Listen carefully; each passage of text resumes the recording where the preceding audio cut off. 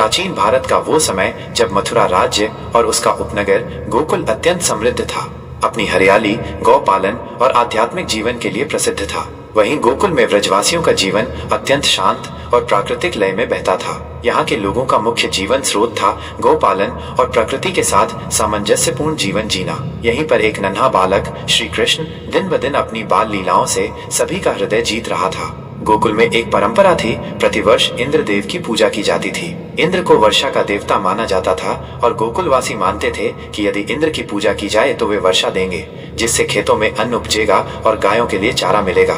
एक वर्ष जब पूजा की तैयारियां चल रही थी, तभी नन्हे श्री कृष्ण ने अपने पिताश्री नंद बाबा से प्रश्न किया, पिताश्री, हम इंद्र की पूजा क्यों करते हैं? क्या इंद्र वर्षा इसलिए करते हैं क्योंकि हम उनकी पूजा करते हैं? नंद बाबा और अन्य व्रजवासी इस सरल से प्रश्न का उत्तर न दे सके।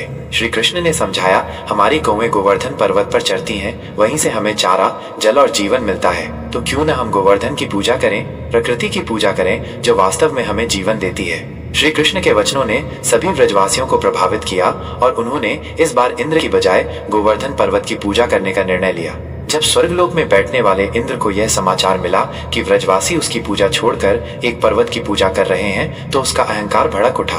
वो क्रोधित हो उठा और सोचा, इन ग्वालों ने मेरी अवहेलना की है, मैं इन्हें इसकी सजा दूंगा। मैं ऐसा जल प्रलय करूंगा कि ये गोकुलवासी पश्चाताप करेंगे।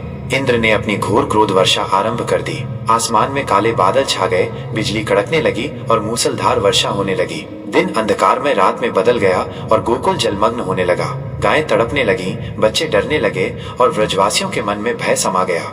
जब सब ओर संकट छाया हुआ था, तब व्रजवासियों ने श्री कृष्ण को पुकारा, कृष्ण, हे गोपाल, हमें बचाओ। श्री कृष्ण मुस्कुराए और बाल सुलभ चंचलता के साथ गोकुल के बीच स्थित विशाल गोवर्धन पर्वत के पास पहुंचे। उन्होंने अपनी छोटी सी अंगुली पर संपूर्ण गोवर्धन पर्वत को उठा लिया, जैसे कोई माखन का गोला उठा रहा हो। डरो मत, सब मेरे नीचे आ जाओ, ये पर्वत अब हमारी छत है। श्री कृष्ण की वाणी में आत्मविश्वास और करुणा थी।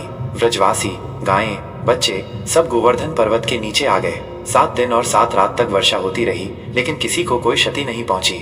श्री कृष्ण अपनी छोटी उंगली पर गोवर्धन को उठाए बिना थके, बिना डिगे खड़े रहे। सभी व्रजवासियों को उन्होंने न केवल सुरक्षा दी, बल्कि अपने दिव्य स्वरूप का आभास भी कराया। जब इंद्र ने यह दृश्य देखा तो उसके घमंड का तिलस्म टूट गया। उसने अनुभव किया कि ये कोई साधारण बालक नहीं, स्वयं साक्षात नारायण है। वह तुरंत नीचे उतरा, श्री कृष्ण के चरणों में गिर पड़ा और क्षमा मांगी। हे कृष्ण, मैं आपको नहीं पहचान सका, मेरा अभिमान ही मेरे विनाश का कारण बना, मुझे क्षमा करें।